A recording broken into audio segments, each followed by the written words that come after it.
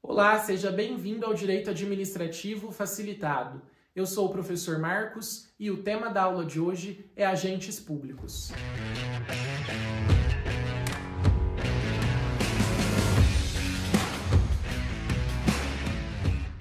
O agente público é toda pessoa física que exerce, ainda que transitoriamente sem remuneração, por eleição, nomeação, designação, contratação ou qualquer outra forma de investidura ou vínculo, mandato, cargo, emprego ou função pública. Como se percebe, o conceito de agente público é um conceito muito amplo, e para que nós possamos compreendê-lo melhor, vamos adotar a classificação proposta por Maria Silvia Zanella de Pietro, para quem agente público é uma expressão gênero que comporta pelo menos 4 espécies: agentes políticos, servidores públicos em sentido amplo, militares e particulares em colaboração com o poder público.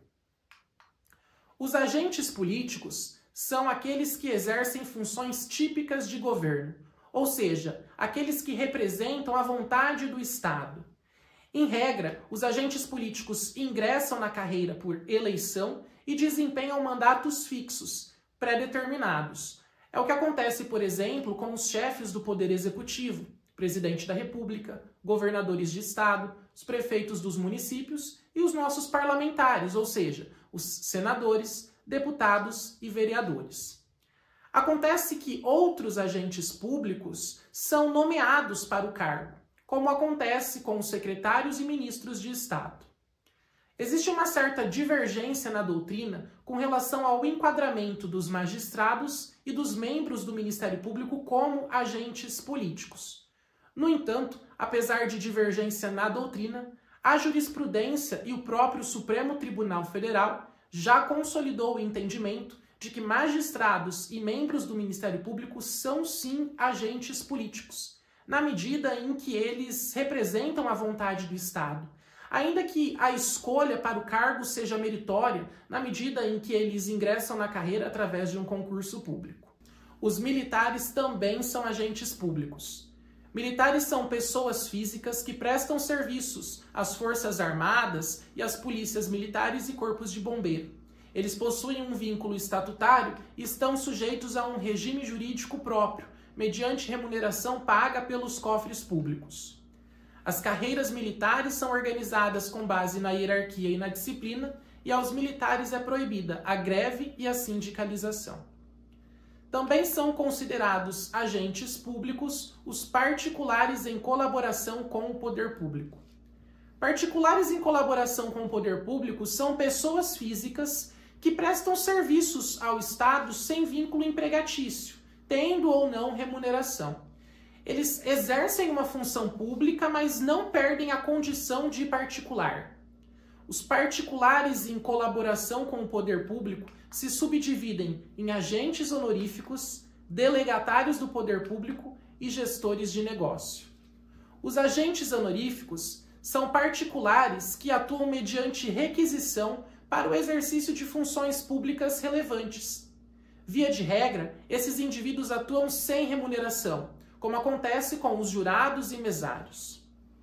Também nós temos os delegatários do poder público, como os notários e os tabeliões. Eles exercem função pública em seu próprio nome, mas sob a fiscalização do poder público, sendo remunerados por terceiro. E ainda nós temos os gestores de negócio, pessoas que assumem de modo espontâneo funções públicas em situações emergenciais, a exemplo de uma enchente, de um incêndio, de uma epidemia. O poder público não consegue estar presente a todo momento em todos os lugares. Então, por exemplo, se você verifica que uma casa está em chamas e você salva uma pessoa que estava em seu interior, você estará atuando como um gestor de negócios. Por fim, mas não menos importante, também são agentes públicos os servidores públicos em sentido amplo. Servidores públicos em sentido amplo são aqueles indivíduos que desempenham funções junto ao poder público mediante um vínculo jurídico regular e profissional. Esses indivíduos podem ser servidores públicos em sentido estrito, empregados públicos ou contratados temporários. Os servidores públicos em sentido estrito são os titulares de cargos públicos e são regidos por um estatuto, ou seja, todos os seus direitos e obrigações são derivados diretamente de uma lei estabelecida por cada uma das unidades da federação. Como exemplo, nós podemos citar um servidor que trabalha em uma autarquia federal, como o Instituto Nacional do Seguro Social, INSS, ou mesmo dentro de um órgão da própria União. Por sua vez, os empregados públicos são titulares de emprego público e, portanto, são regidos pela CLT e não por um estatuto. O vínculo desses indivíduos com o poder público deriva de um contrato de trabalho e, por isso, são seletistas. Acontece que mesmo esses indivíduos, estando sujeitos ao regime seletista, eles se submetem a todas as normas constitucionais referentes aos requisitos de investidura, acumulação remunerada e vencimentos. Como exemplos de empregados públicos, podemos destacar aqueles que trabalham nas empresas públicas e nas sociedades de economia mista. Por fim, temos os contratados temporários, que não são regidos nem por estatuto nem pela CLT, mas sim por um regime jurídico próprio previsto em um contrato especial. Os contratados temporários encontram fundamento no artigo 37, inciso 9 da Constituição Federal, de acordo com o qual a lei estabelecerá os casos dessas contratações para atender à necessidade temporária de excepcional interesse público. É o que acontece, por exemplo, ao final do ano, na época do censo, quando o IBGE contrata temporariamente pessoas físicas para realizarem as pesquisas do censo. Eu espero que você tenha gostado dessa videoaula. Não se esqueça de curtir, comentar e compartilhar. Se inscreva no canal e nós nos vemos na próxima aula. Até lá!